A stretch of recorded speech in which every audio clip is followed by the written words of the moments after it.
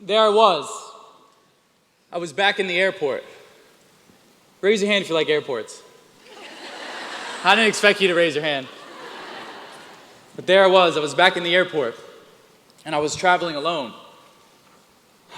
Southwest, flight 244. And so they rolled me up, they rolled me up to the terminal, and I roll up and I'm in a wheelchair, and so you know what that means? I get to skip the line. Focus on your strengths, people. And so they roll me up and they say, this is gonna be a full flight. I said, no worries. And so, they roll me down that long terminal. And they put me into the front row. It's a 3-seater row. There are 2 seats there, and I sit towards the window, so there's 2 seats next to me. And like I said, I remember the flight attendant saying, honey, this is gonna be a full flight. So that's fine, I already got my seat. And the plane started to fill in. The plane started to fill in, and people are looking at me and then looking away. Hey, look at that guy.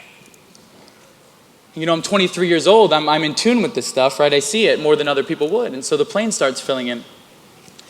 And no one wants to sit next to me. Every other seat in the row is getting taken, and no one wants to. I got a wardrobe malfunction? Do I look good? It's good? Thanks, man. Give it up for this guy. And so, I'm sitting there and the plane's filling in and no one wants to sit next to me. Have you ever felt like you were invisible? Have you ever felt like you weren't good enough? Look around the room.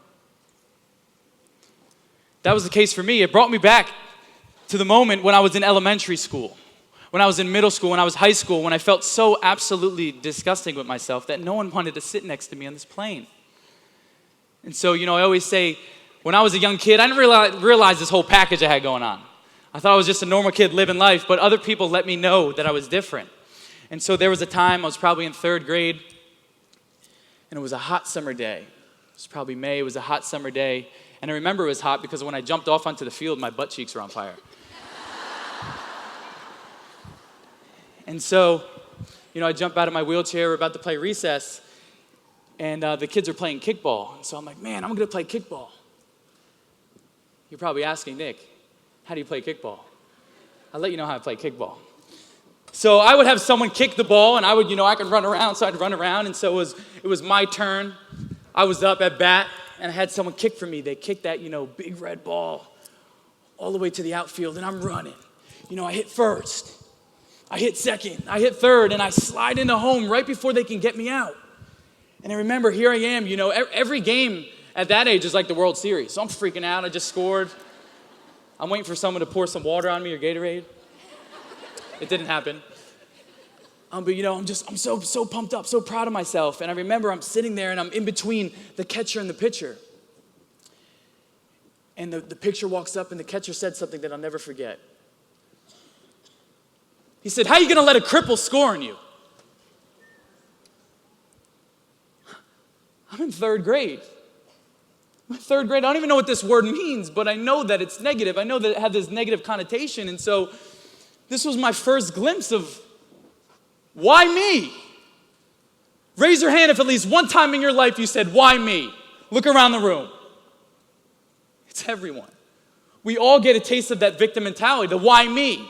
And so for me, I'm like, I just beat you fair and square. I don't even have legs and I beat you. Like, why are you calling me these names? I don't get it. Why me? Why do the kids got to call me these names? And so I realized that, I don't like the way I'm feeling. And I need to be able to master my emotions. You need to be able to master your emotions, whether that's in business or whether that's in your personal life. You need to be the master of your emotions, not let them affect you. And so, I went through this period of my life of like, why me? Why are these kids calling me these names? And so, I got into middle school. And I think we can all agree that middle school and high school are probably the most judgmental times of our lives. If you agree, say yes. Yes.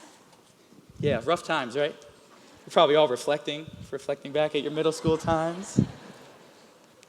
So here I am, I'm in middle school. I'm probably in, 6th or 7th grade. And I was on the bus. And I had to ride the short bus because of my wheelchair. And, I remember I was sitting there on the bus and I was on this bus ride. And I remember this girl to the left of me, she was just going down the line and she was making fun of everyone on the bus. So I was like, oh man, she's gonna have a field day with me. I'm sweating. And I'll never forget this. I know her name, but I won't put her on blast because this is a no judgment zone, right? And so I'll keep her name within myself. But that's how much it affected me, right? We have these moments in our life that really stick out because they'd affected us, whether it was in a negative way or a positive way. And so this really affected me. And so, she's going down the line and she's making fun of everyone. She gets up to me. And I look over at her, thinking I'm prepared for whatever she's about to say. And she says, I don't even have to start with you. You're already too messed up anyway. And this is not only coming from another human being, but this is coming from a female. And so in middle school and high school, you want your boyfriends, you want your girlfriends, right? It's an important time in our life. And so for me, I never got that feminine energy, that feminine energy that I craved. And so when this girl told me that saying, I realized that we stack things. So as humans, we stack things. We can stack things in a positive way, but we can stack things in a negative way. So how many of you have ever woken up on the bed on the wrong side? Right? And so you wake up and that one bad thing happens in the beginning of the day and your whole day just spirals downhill, right? It's because as humans, we stack things. If you don't catch your patterns, if you don't catch the way you're acting, if you don't catch your physiology and you're in a negative way, it's going to carry on for the rest of the day, the week, if you don't catch your patterns. And so when this girl told me, dude, I don't even have to start with you. You're already too messed up anyway, I started stacking the thoughts. And so the thoughts for middle school Nick would be like, wow, girls don't like me. Girls think I'm disgusting. Girls think I'm disgusting because I have no legs and one arm. Nick, you'll never have a girlfriend. Nick, how are you going to walk a girl to her locker? You can't. And if you get to the locker, how are you going to open the locker up because you don't have a hand? How are you going to hold her books? Is she going to want to hold your finger? Is that weird? This is what humans are, sorry to tell it to you, but humans are very disempowering creatures if we don't catch our patterns. And so here I am, I'm just sinking myself with all these negative thoughts about females. And where I'm getting this is the power of reframing. The power of reframing literally changed my life. And what I mean by that is right now we are floating in life through plain energy. We are floating through life in plain energy, and someone comes up to you, calls you a bad name or whatever it may be that you don't think you like it. It's up to you whether you attach a disempowering meaning behind it or an empowering meaning behind it. You can become the victim of the situation or the victor of the situation. And so I realized, I need to reframe things. You know the saying, the world's happening to you and not for you. I meant the world's happening to you and not for you. You all heard that.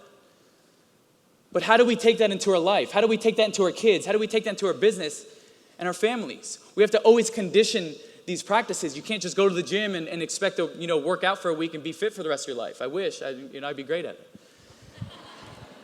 But you need to always condition because the training never stops. And so here I am, and I finally realized the reframe of women and relationships, whatever. You like women, you like guys, whatever it may be. I figured out the reframe for me that literally changed my life. Because girls were my biggest suicidal trigger. Girls were my biggest suicidal trigger. I never got that love. And so like I said, I would stack these thoughts and dig myself in these deep, dark holes. And I didn't know a way out until I figured out how to reframe it. And so the way I figured out how to reframe it is this body that I have going on right now, your body that you have going on right now, all the things that you thought were disgusting, negative, whatever it may be, this body is an authentic filter. This body is an authentic filter, and it's filtering out the type of women that I don't want in my life anyway. If a girl doesn't want to further a connection with me, if a girl doesn't want to further a connection with me, if a girl doesn't want to build a relationship with me, if a girl doesn't want to love on me because my physical differences, there's the door. Does that make sense? It's the meaning we attach behind this. And the reason why I started this, because this literally changed my life. There was moments in my life where I literally wanted to take my life. I don't want to live in my body anymore. I don't get love from girls. These girls don't love me. But what I realized is I was looking at the wrong girls. And so when I totally came to fruition and I realized that this is just an authentic filter, it not only breaks away that limiting belief, but you believe in yourself, more confident, and the energy you put out attracts, right? And so if you're always thinking in a scarcity mindset of, oh man, I can't get a great guy, or I can't get Prince Charming, or whatever it may be, and he doesn't have the characteristics or the attributes that I want, you're living in a state of scarcity. and you're not going to attract the things you want. Does that make sense? Say yes. And so when I was more open to it, when I realized that this is empowering rather than, disempowering, then there was more abundance in my life. I mean, there's like 3,500 girls standing in front of me right now. Right? So there's more abundance. And so as I got into middle school and high school, I was still at this low point in my life, this victim mentality. I was still asking myself, why me? Why do I have to be born like this? Why do I have to be born with no legs and one arm? Why do the kids have to make fun of me? Why do I have to go through these challenges? These kids don't know what I'm going through. Why me? And so when I got into high school, I was looking for a way out. Because the one thing I've realized, and I'm saying this as a brother, is no one's coming to save you. No one's coming to save you. The only person that's going to make a drastic change in your life, whether that's physically, mentally, emotionally, spiritually, the only person that is going to dig you out of your hole is who? You. You have to do it for you. So I'm getting into high school, and the one thing you need to realize that's super important is self-awareness. And so what I mean by self-awareness is realizing the state you're in. Realizing the state you're in, realizing your physiology, realizing that the thoughts that are going through your head, because thoughts lead to experiences. If you have negative thoughts, your next experience is going to be negative. If you have positive thoughts, your next experience is going to be positive. Your thoughts control everything. Your mind is your superpower.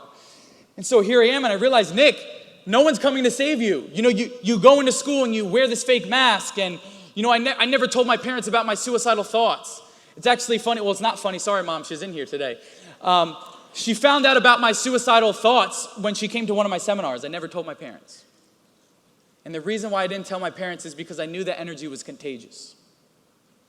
I knew that energy was contagious, and I didn't want to put that negative energy on my family and my friends. I would go to school with this smile on my face. I would cry in the shower. Nick, why are your eyes red?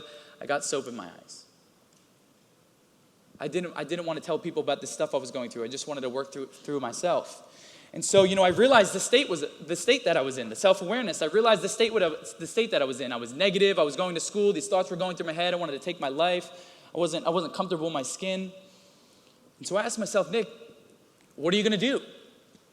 What are you going to do to get yourself out of this hole? And so sophomore year came around, and I'm from New Jersey. And so, nice. Wasn't expecting that. That's why I moved.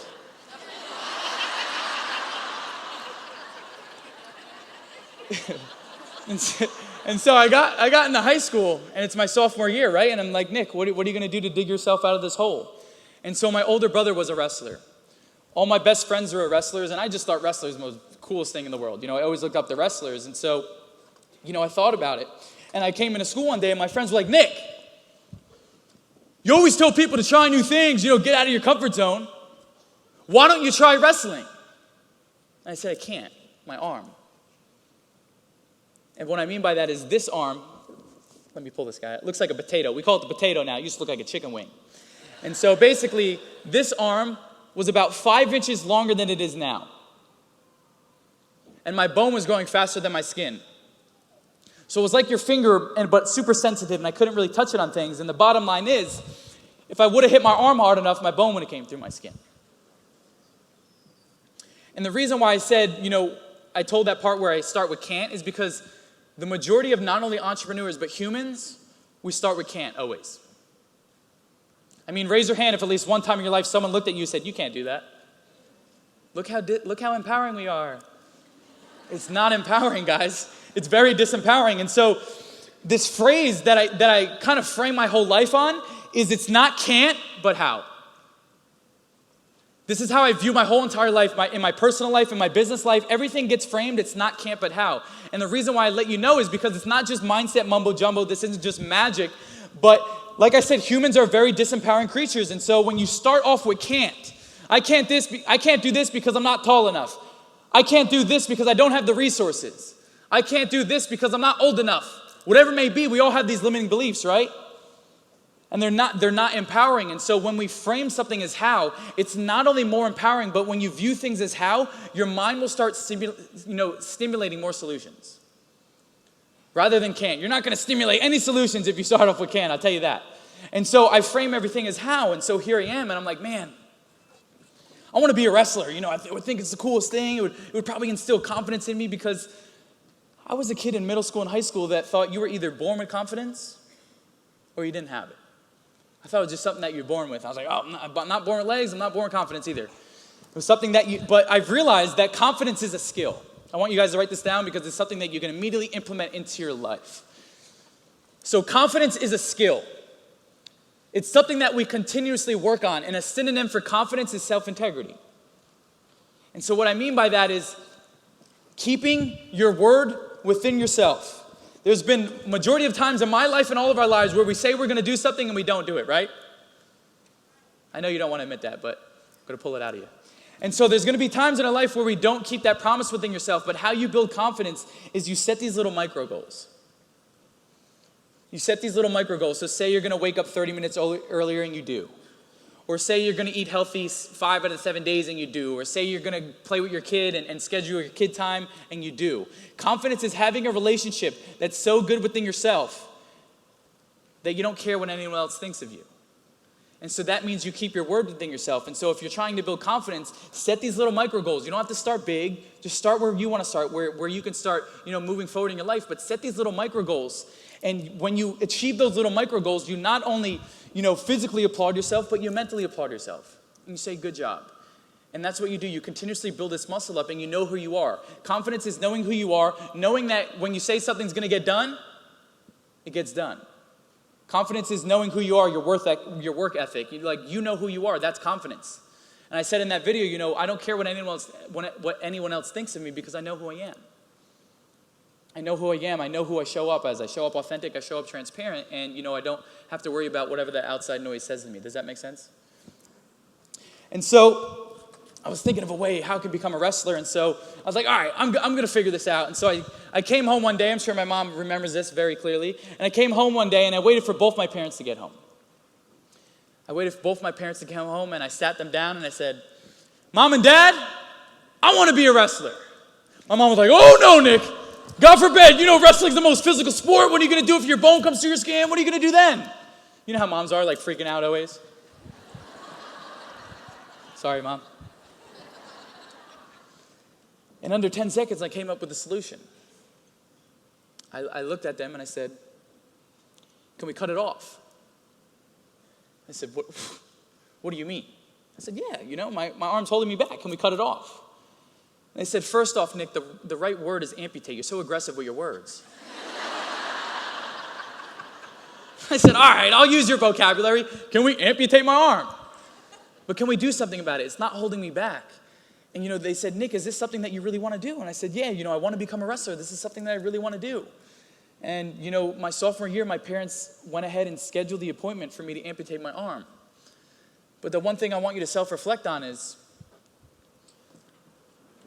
what are you willing to give up for your dreams? What are you willing to sacrifice to be successful? What are you willing to sacrifice to be that mom, to be that wife, to be that CEO, the CEO of your life? What are you willing to sacrifice? I hope it's not a limb like me. But what are those limiting beliefs that you need to let go? That you need to cut off? That you're not good enough, you're not beautiful, you don't have the resources, you don't have the knowledge. I want you to self-reflect right now.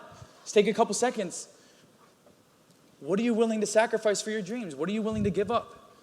And when you walk outside of these doors, what are the limiting beliefs that you're going to let go? That you know are holding you back because they're not serving you? What are those things that are going to be in your life? And so my sophomore year, I went ahead and I got the amputation done. And so what they did, I didn't know they could do this. It's pretty cool. They lasered 5 inches of my bone off. Not my parents, the doctors. And so they lasered 5 inches of my bone off. And I remember right before I went into surgery, I looked at the doctor and said, Doc, if I can't beat someone over the head with this when I come out, we're going to have a problem. The whole point is I need to become a wrestler. I need to do physical activities. Give me some cushion. And so the surgery went great. And, I had about 17 stitches in my arm. And I go back to school with this big smile. I swear I was the happiest kid that just cut his arm off. I go back into school, I got my arms half cut off and I got all these stitches. They're like, Nick, what'd you do?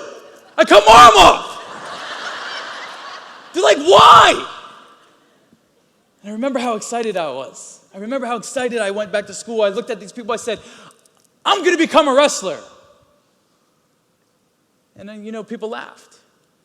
My friends supported, but people laughed. And they said, Nick, let's be real. Let's be real. How are you going to become an athlete, let alone a wrestler? You have no legs and one arm. You see, in life, we're always going to have the outside noise, right? Raise your hand if you got some haters. Oh, means you're doing something right. But listen, in life, we're always going to have the outside noise, right? We're always going to have the outside noise, the haters, the naysayers, the people that tell us that our goals are too big, that we're not good enough, smart enough, pretty enough, whatever it may be. But we all have a choice. The choice is you can let the outside noise affect you or drive you. What's it going to be? You can let the outside noise affect you or drive you. Like I said, right now, we're just floating through plain energy. You are the dictator. You are the captain of your boat, whether you let things affect you in a negative way or a positive way. And so I looked at these people. I said, you're right. What was I thinking? I'm not going to become a wrestler. I'm going to become a varsity wrestler.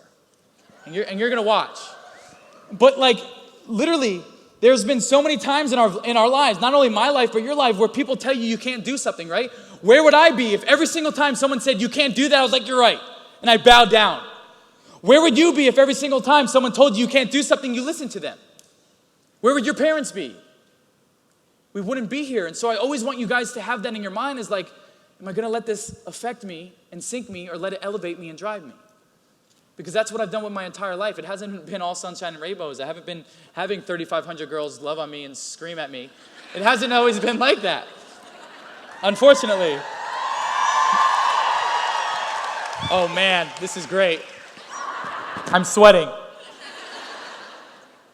And so, I used it as fuel. And so my junior year, I try out for my wrestling team. And I remember going in there and it's all my best friends. And this was probably one of my first little motivational speeches. I get in the room and I said, guys, you need to beat me up. You need to beat me up, pick me up, slam my face on the mat as many times as you need. Because if you hold back on me, I'm not going to know how to become the best wrestler I could possibly be. And that was the same approach my parents took. My parents didn't give me everything. They put my clothes in front of me and said, Nick, figure it out. In the most polite way. Or they put the food in front of me and they said, Nick, figure it out. I wasn't coddled. The biggest advantage I had, and raise your hand if you're a parent. We have a lot of parents in here. The biggest advantage I had by my parents raising me that way is my parents helped me exercise the muscle of falling on my face and getting back up. I think we can all agree that, kids are kind of soft nowadays. And they fall down once and oh, I'm done for life. I never want to do anything hard. But literally, my parents, firsthand, helped me exercise the muscle of falling on my face and getting back up. They didn't coddle me. And so the one question that you can ask yourselves right now is, are you doing too much for your kids? Are you doing too much for your kids? Are you doing too much for your team? Raise your hand if you think it's important to have accountability groups. You see, the importance of accountability groups is not only to have people that love on you, but push you when you know you need to be pushed. And so, I go into the room and I'm like, guys, you need to beat me up, and ask and you shall receive. I got my butt kicked. So my junior year, in your high school sports, you have your JV and your varsity, right? So your JV is not your starting lineup, and your varsity is your starting lineup. And so my junior year, I was a JV wrestler. And I was 0-20, and my coach put me out for a varsity forfeit. And so he put me out for a varsity forfeit, so I go out there, I raise my hand, and so I can get my varsity jacket. And I think we can all agree, once again, that things feel a lot better when we earn them, right? And so I came off the mat, I'm like, thanks, dude, I don't want it. I didn't earn that. I want to beat someone fair and square. And so my senior year, I was the 106-pound varsity wrestler for my high school. I went from a JV wrestler to the senior 106-pound varsity wrestler from my high school. And this is kind of where I found my why. Because like I said, guys, it was girls. Like I said, girls. That's like an all thing, right, guys? It's like an all thing too. Sorry. Girls, ladies, sisters. Is that better? I figured I'd find the word if I kept spitting some out,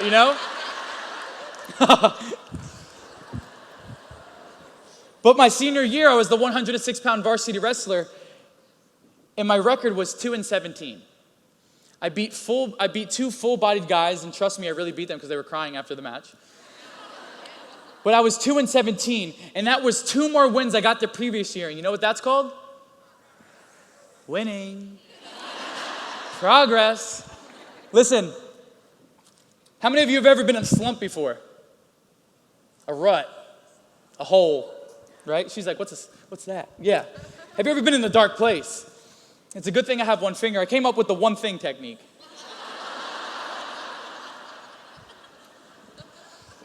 And so the reason why I emphasize progress is because as humans, we love the feeling of progression. We love the feeling of moving forward. And I found out, through analyzing my darkest days is that my lowest days come from the times that I'm not doing much, that I'm stagnant, that I'm not moving the needle forward in any area of my life. And so I came up with the one thing technique, and that is, if you find yourself in a slump, if you find yourself in a rut, I want you to do one thing today that you know is going to evolve you into a better human being. It could be a big thing. It could be a small thing. It could be reading a book. It could be doing yoga. It could be doing some meditation. But do one thing that you know is going to move you and evolve you into a better human being. Because like I said, we just want progress, right? We just want progress. We just want to get better. And so, for me, senior year is 2-17. I got a little pep in my hop. I was going to say step, but I got a little pep in my hop. And I was feeling great about myself. But I'm still trying to find my why. Why me? Why am I born like this? And I came off the mat after getting my butt kicked as usual. And I remember I'm there trying to catch my breath. And this lady comes up to me crying. I'm like, oh God, what did I do wrong? She gets down on my level. She said, Nick, I want to thank you. I said, for what? Did you see that performance? She said, it's much more than that. She said, my daughter's over there on the sideline. And she never wanted to do a sport. She never wanted to do an extracurricular activity, but seeing you out there, she wants to try all these things. You not only motivated her, you not only inspired her, but you shifted her perspective. She wants to try all these things. I want to thank you. And that's when I realized, oh my God, not only does this feel good that I'm helping people, but girls, I was on the mat for myself. I'm so primed to say guys. I was on the mat for myself. I was being selfish. I was trying to dig myself out of a hole. I wasn't trying to motivate and be inspiring Nick. I was just trying to dig myself out of a hole. But I realized that the impact was much more than me. And I also realized that all the things that I thought were disgusting about me, all the things that I thought were negative about me, the disempowering things, turned out to be my biggest empowerments and my biggest influences. And that's probably the same thing in your life. The things that you don't like about yourself, the things that you nitpick about yourself are probably the things that make you you. Your authentic you. That's how you're going to stand out in your personal life. That's how you're going to stand out in your business life, by being your authentic you. And so I realized not only is my situation kind of like a superpower, but this was fulfilling, helping other people. And that I want to do more of it. And so at that time, I was a senior in high school. Do you know what Vine is? Raise your hand if you know what Vine is. So Vine was an app that was released in 2014. And basically, you could post 6-second videos. So you had to be as creative as you can. And so I realized that, man, I like the feeling of helping people. I like the feeling of serving others. And I want to do more of it. So how can I do that? And so everyone was freaking out over this Vine app. And I was like, man, I want to make some videos. And so I got my friends and I said, guys, I want to create a viral video, something that has never been done before. I want to use my unicorn ability, my body, to shock in all these people. How do I do it? And so we're marinating. We're thinking of some ideas. And finally I said, I got one. And they said, what is it? And I said, how many legless guys do you see crawling around Walmart pretending to be a zombie?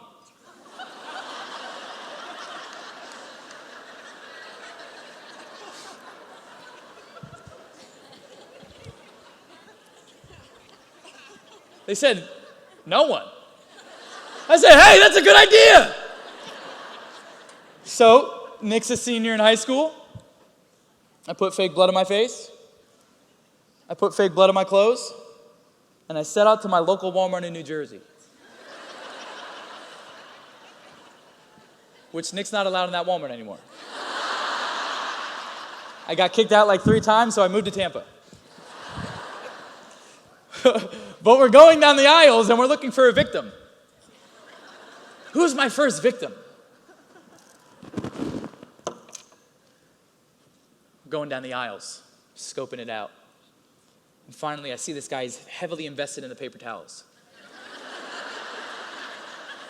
It's a big decision, right? Which one do I bring home to the wife?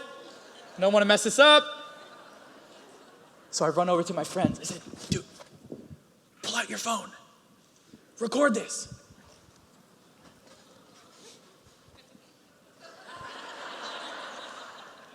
I came around the corner as fast as I could like this. He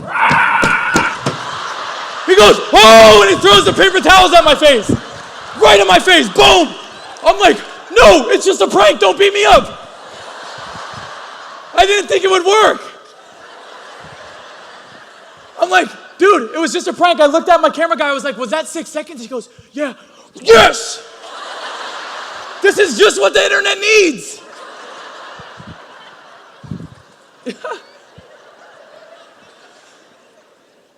God bless that man.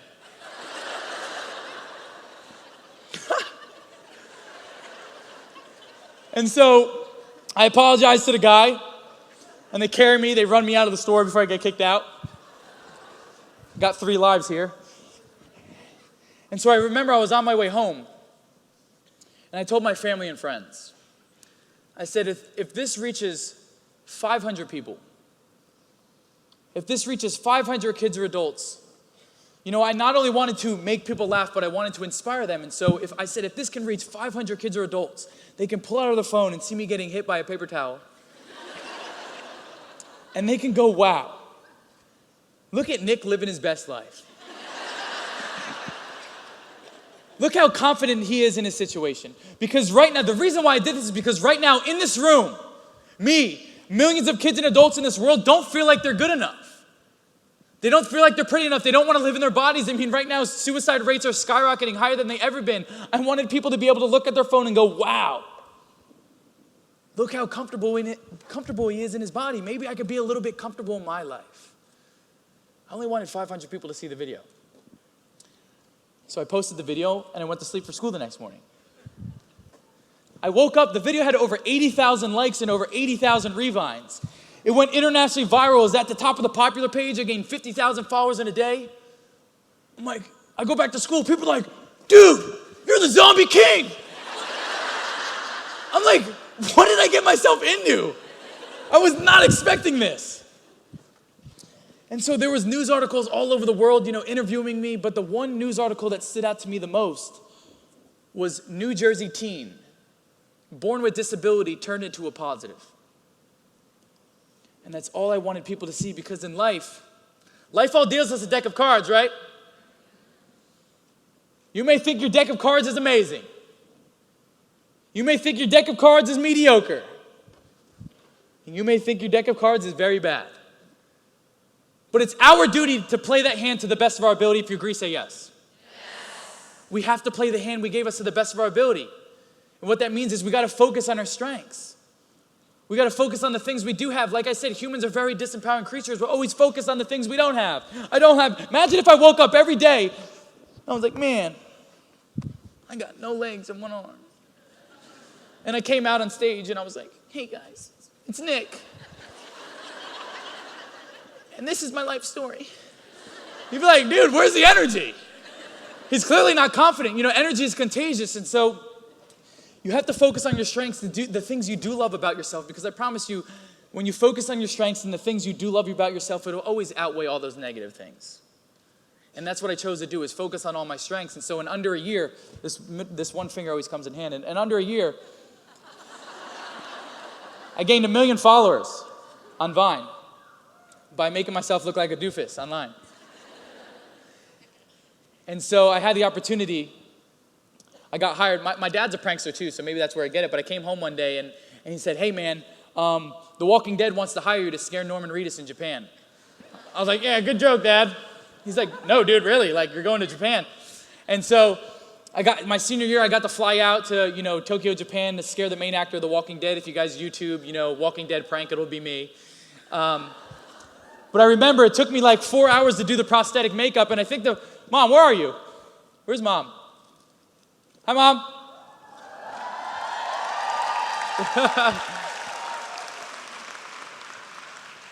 So I'm sitting there with professional zombie makeup on. And I think the funniest part about this story is my mom's number one fear? Zombies. Remember the original Night of the Living Dead? She's scarred. She's not even allowed to drive on Halloween because she will run you over if you're dressed as a zombie. So here I am. Mom, come take a picture with me. I'm good, son. I'm good over here. It took me a couple minutes of persuasion to get my mom to take a picture with me, but we did. But the reason why I share that story is because during that moment in my life, I was focused only on myself. I wasn't focused on trying to serve other people. And once I made that mindset shift and I realized that, the impact is much greater than me, that I'm here to serve others, I'm here to help people, that amazing opportunities came into my life. Raise your hand if you're in the relationship business, if you talk to people on a day-to-day basis. There you go. Listen, it's sad to say, but in the world we live in, there are not many authentic people. And I think we can all agree that people's BS meters are very good nowadays. Can we agree? People know when you're BSing. And so in your life, in your business, with your clients, when you focus on solely serving people, when you drop the dollar sign above people's heads and you really look at them and you say, how can I serve you? How can I solve your problem? That's when you have more abundance in your life. When you detach the money, when you're truly trying to serve people, and you'll not only make more money and more impact, but you'll be more fulfilled. Raise your hand if we're trying to live a fulfilled life. Raise your hand if you're trying to live a life of abundance, right? And so when you start focusing on serving other people and how you can solve their problems and how you can just be of service, the one thing that we are losing right now is human connection through our phones. People don't even know how to conversate with people. People don't even have to make eye contact. People don't even know what it is to be present. And so you will stand out when you go in your business and you talk to your team, when you go in your business and you talk to your clients and you look people in your eyes and you actually care, because humans want to be treated like two ways. Humans just want to be treated like people, and people want to know you care. How are you going to let the people in your business know you care more than the next person? How are you going to let your kids know you care? How are you going to let your husband, your wife, whatever it may be, how are you going to let them know you care? Practice that being present with them. Because that's what it is serving others. And people feel the BS. Trust me, people know when you're just trying to get a paycheck, when you're just trying to get a quick sale or whatever it may be. People realize that. And so I had 1 million followers on Vine, and the one thing I realized is that when Nick has kids and grandkids, that I want them to know me for much more than crawling around Walmart. That I need to do something bigger and better in my life. And so also it wasn't fulfilling me. And so I realized, pranking, crawling around Walmart, it wasn't really making me feel tingly inside anymore. I didn't really like it anymore. And so I needed to do something that fulfilled me. And so I made an announcement to about 1 million followers and said, guys and girls, I said, this doesn't fulfill me anymore.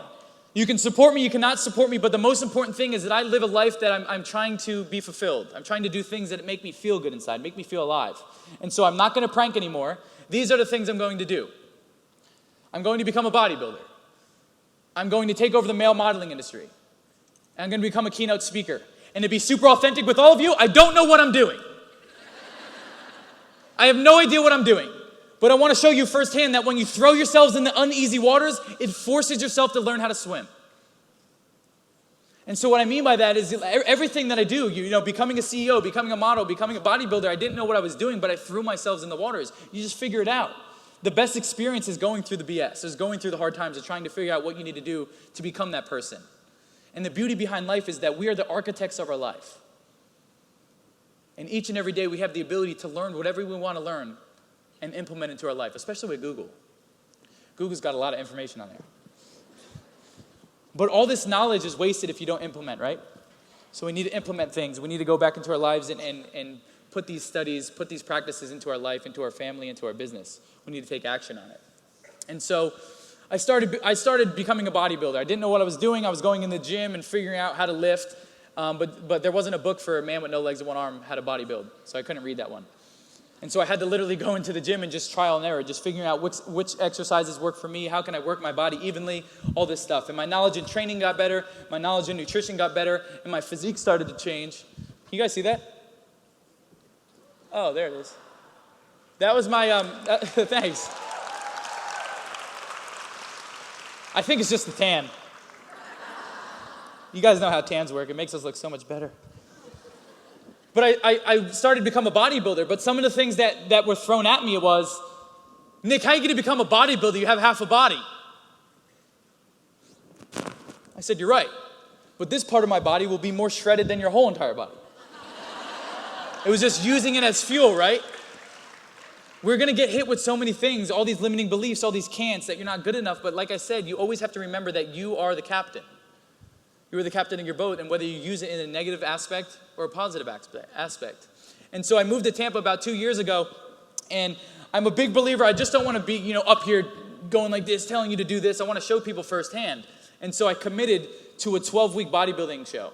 I wanted to do a bodybuilding show. I wanted to step on stage. And basically, I did a 12-week preparation. And I told everyone, I said, I have no idea what competitive bodybuilding consists of. I have no idea. I don't know what the posing. I don't know anything. But I'm going to throw myself in and document my journey so you can show you I'm going to learn as I go. And so I was probably I was 10 weeks into my prep. And I was 2 weeks out, and I went to Vegas for Mr. Olympia. And so Mr. Olympia is probably one of the biggest bodybuilding conventions. So I went out to Las Vegas to, interact with the supporters, interact with the fans. And I am a big believer in life about moments of reassurance and moments of being guided. When you put the right energy out in the world, when you're buzzing off that right frequency, I believe that the universe, God, whatever it may be in your life, has the ability to put the right people, the right opportunities into your life. And when you're buzzing off that frequency, you're also more inclined to seek out those opportunities, to seek out those people that can help you get to the next level. And so the expo was Friday, Saturday, and Sunday. I went Friday, I went Saturday, and Sunday I decided to just hang by the pool. I was chilling. And I said, guys, I need to get a lift and I need to go to the gym. And so there's a gym in Las Vegas called City Athletic Club, and it's famous because they have amazing lighting, which makes you look better than what you look like. And so I suggest you go there if you're in Vegas. And so I go into this gym, and everyone's bombarded around the gym, and my buddy comes running up to me. He goes, dude, The Rock is upstairs lifting. I said, wow, that's pretty cool. Can I get my lift in still? Like, did he close the whole gym? He's like, no, you can. So, I climb up these stairs, and I look over to my right, and there's Dwayne. He's surrounded by 4 security guards, and he's working out. I'm like, oh my God, it really is The Rock. And so I looked at my team, I looked at my guys, and I said, this man already knows who I am through my bodybuilding videos. Let's give him his space. Let's test his character. If The Rock is who he says it will, he'll come up to me. He already knows who I am. Let's just test him out. And so, I'm working out at one point. He's next to me. He's doing curls. I'm doing curls. I'm not paying him any mind. He's not paying me any mind. And finally, 45 minutes later, his security comes over and he taps me on my shoulder. He goes, you're Nick, right? I was like, there's not many people that look like me. I'm Nick. Nice to meet you. He said, can Dwayne meet you? I said, inside I was like, I love you. Right? You would be doing the same thing. Don't lie. Right? It's like, oh my God, it's The Rock. But I was a stud. I said, yeah, sure. Dwayne can meet me.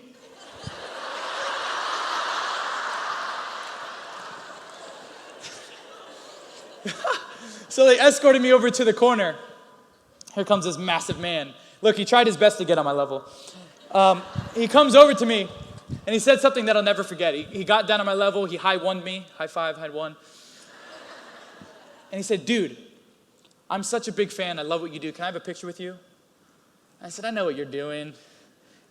You're too good at what you do. He was loving on me. And so I was like, dude, yeah, sure, we can have a picture. I might as well just stop my workout for you. I didn't say that. But he got down and we took this picture, and the only reason why I looked that good is I was 2 weeks out from my show. But I looked at him. I tried my best to look at him in the eyes. It was more like... And I said, Dwayne, I'm going to do what you did. He said, what do you mean, Nick? I said, well, people knew you for football. And then they knew you for WWE wrestling. And then acting. And then you took over the world. I said, I'm going to take over the world. I said, I'm going to write a book. I'm going to become a bodybuilder. I'm going to speak all over the world. I'm going to do all these things. And he looked at me and he said, you're right. He said, you're right, because people like me and you, Nick, they put us in any industry and we adapt and overcome. And so, oh, thanks. But I want you to self-reflect on this. Everything's muscles in life. Your mind's a muscle, and so are you exercising the muscle of pivoting? Are you exercising the muscle of adapting and overcoming? Because the majority of the time, we're going to have a plan. It's not going to go the way we want it to go, right? It's never perfect. And so you're exercising that ability to pivot. You're exercising that ability to just switch your schedule when things need to get, switched. Because everything's a muscle, and as you do it more and more, you get better at it. And so 2 weeks later, I was competing for my show. I was about to be the first man with no legs and one arm to hop on the competitive bodybuilding stage. And I took third against full-bodied guys. It was pretty cool.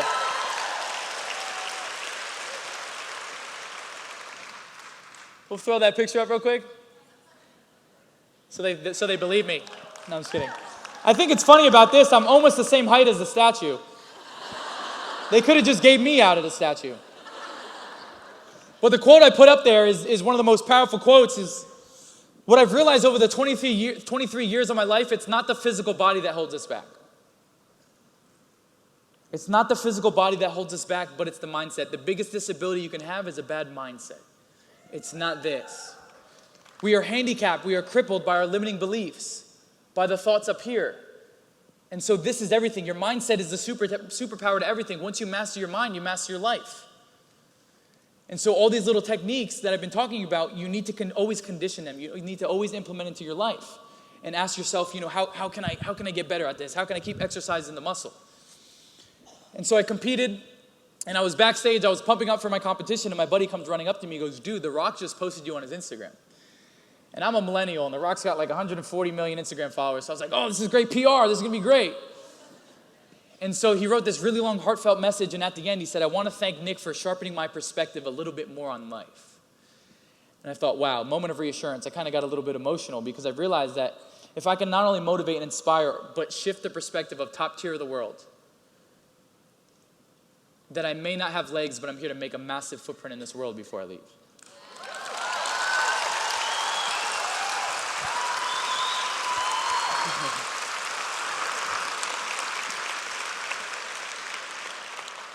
But the one thing I want to go back on is when I wanted to become a bodybuilder, there were so many things that were thrown at me, right? All these limiting beliefs people put on me. You can't be a bodybuilder, you have no legs. You only have one arm. You can't compete, you can't do this. There were so many things that I could have let stuck in my mind and, anchor me down and let me believe that.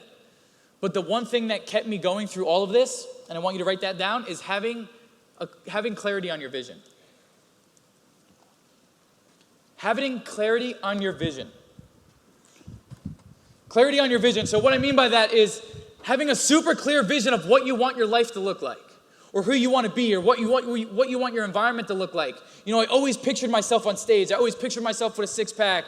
Like, I never had these things, but I always had that in my head to keep me fueling. There's going to be a lot of things in your life, little tasks, little duties that we don't like to do, right? Like answering phone calls or, sales pitches, whatever it may be. There are going to be things in your life that you don't like to do. Right? Raise your hand if there's things in your life that you don't like to do. Wow, yeah, everyone, right? But when you have a vision that is so big, when you have a vision that is so big and so crystal clear that you view those picking up the phone call or making that phone call or going out and meeting that client or these things that you don't like to do, you view them as just a stepping stone to obtain that vision.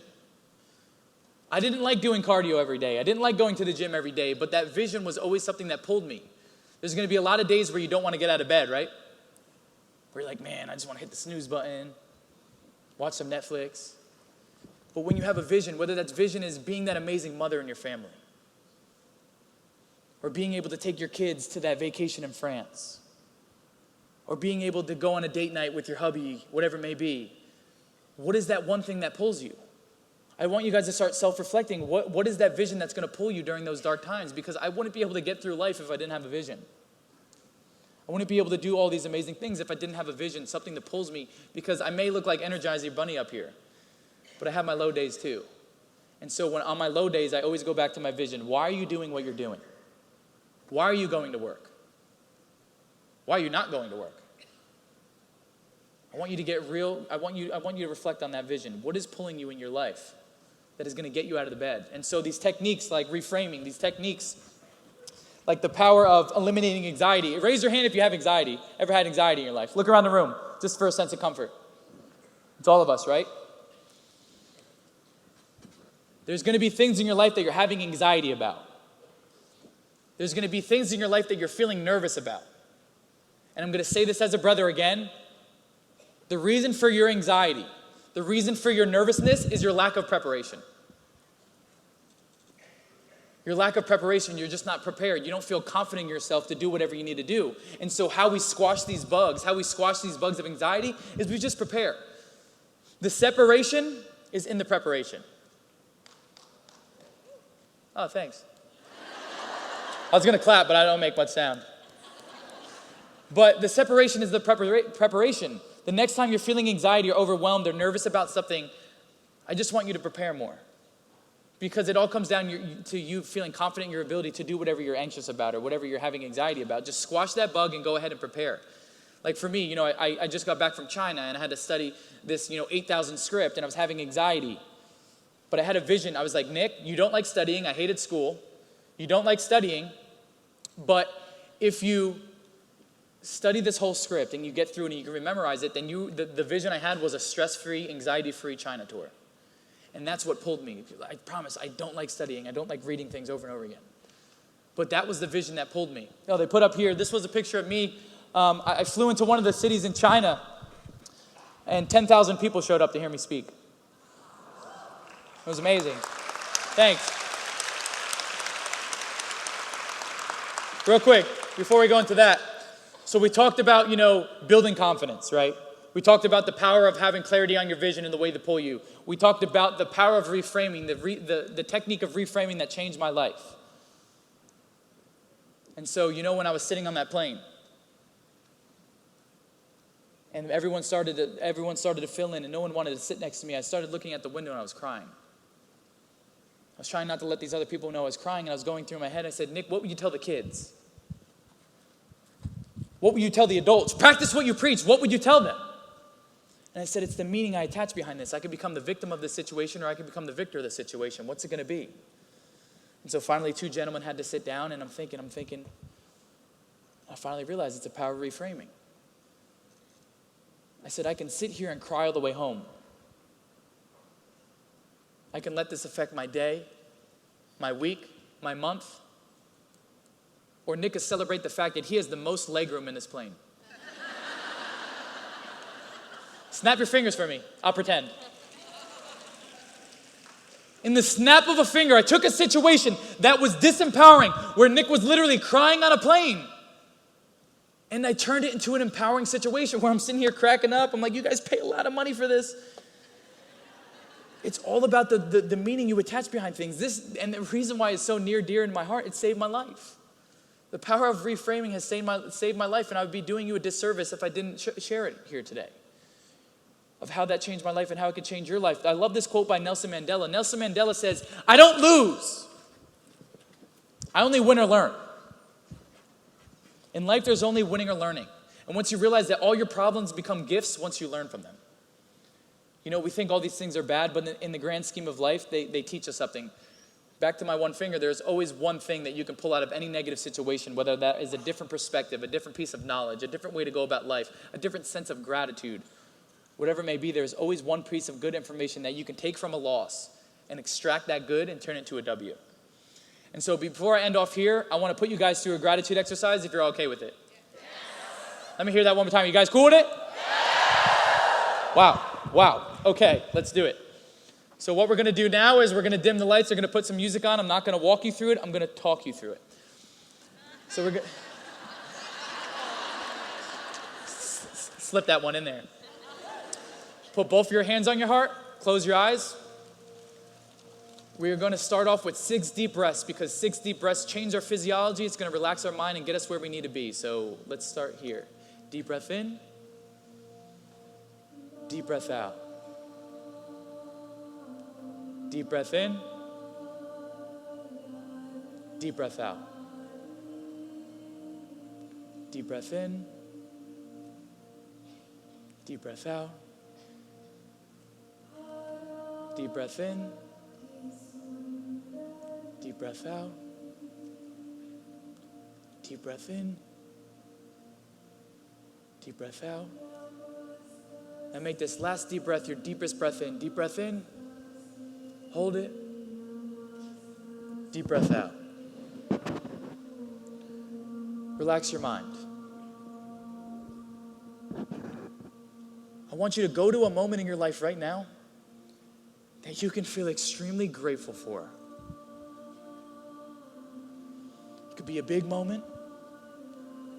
It could be a small moment. But a moment for you that you can feel extremely grateful for.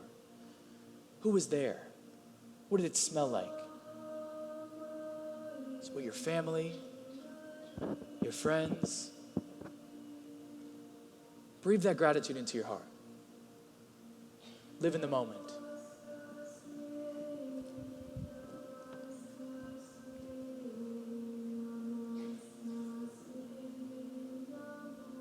Maybe it's with your parents or the birth of a child. Oh, and that thing you're holding in your heart, it was given to you. One day you just woke up with it. Life's a gift. Now I want you to stack that moment. I want you to go to a moment in your life that you can feel extremely proud of. A big moment, a small moment, but a moment for you that you can feel extremely proud of. Listen, I see some tears, I see some smiles. Let it out. Live in that moment. Breathe that gratitude into your heart. A moment you can be proud of.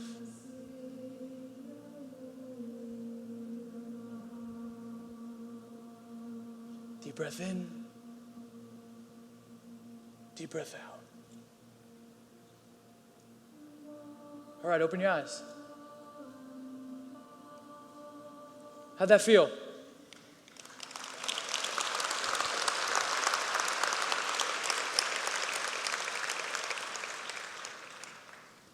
Listen, that's just a little taste. Imagine if you were in your bedroom with that technique, you'd be like, blah! You know what I'm saying? I got you guys to get to that sense of gratitude in a room with a bunch of sisters. But this is a technique that you can pull out of your pocket anytime, any place. And the reason why gratitude is important, I'm finishing up here. The reason why gratitude is important is because it is emotionally impossible. Emotionally impossible for you to feel grateful and sad at the same time. Grateful and angry, whatever it may be, the emotion of gratitude literally outweighs all the negative emotions. Raise your hand if you think there's a lot of ungrateful kids in the world nowadays. Right? This is something that we can bring right into our families. Start holding your kids accountable. What are you grateful for, honey? Start your day off with gratitude. Like I said in that video, starting your day off with gratitude is starting your day off on the right foot. And I do it every day, and I don't have a foot, so you can all do it. And so with that being said, I want everyone to stand up.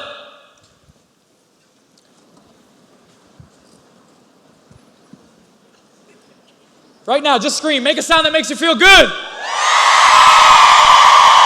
One more time, make a sound that makes you feel good. So in life, we can become the victims of the what? The victims of the what? So I end off my chant. Oh man, I want to pull out my phone for this. You guys care if I pull out my phone for this? This is good. There's going to be some energy. Oh. So I usually end off all my seminars with a chant. And the chant is that I'm going to say we are, and you guys are going to say victorious. Can you help me with that? Usually I do it 3 times. I'm not going to pull out my phone. Someone else capture this. I got to be present. We'll make a video after. Usually I do this 3 times, but I'm going to get carried away. You guys have amazing energy. We got some music. You guys ready for this? We are! We are! We are! We are! We are! We are! We are! We are! We are! We are! We are! We are! Thank you guys so much! Let me make a video with you guys real fast. Make some noise!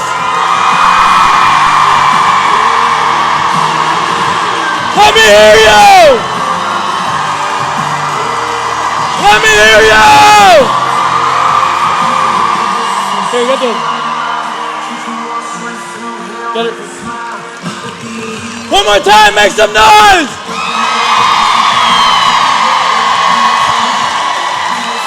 Thank you, guys. Thank you.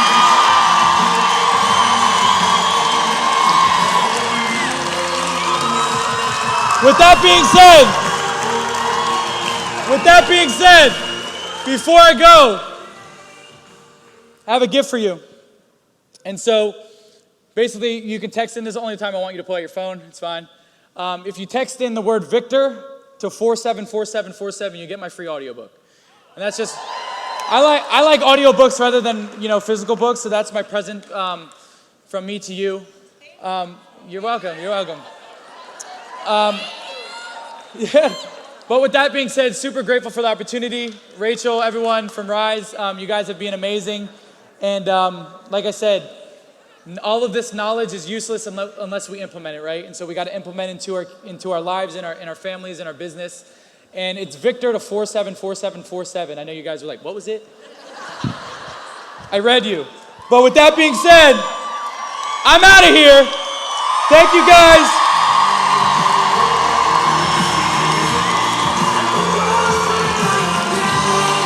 Hey, one time, make as much noise as you can for my mom sitting in the background.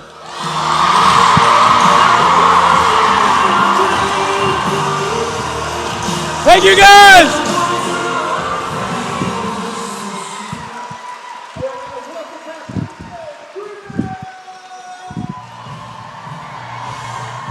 Good.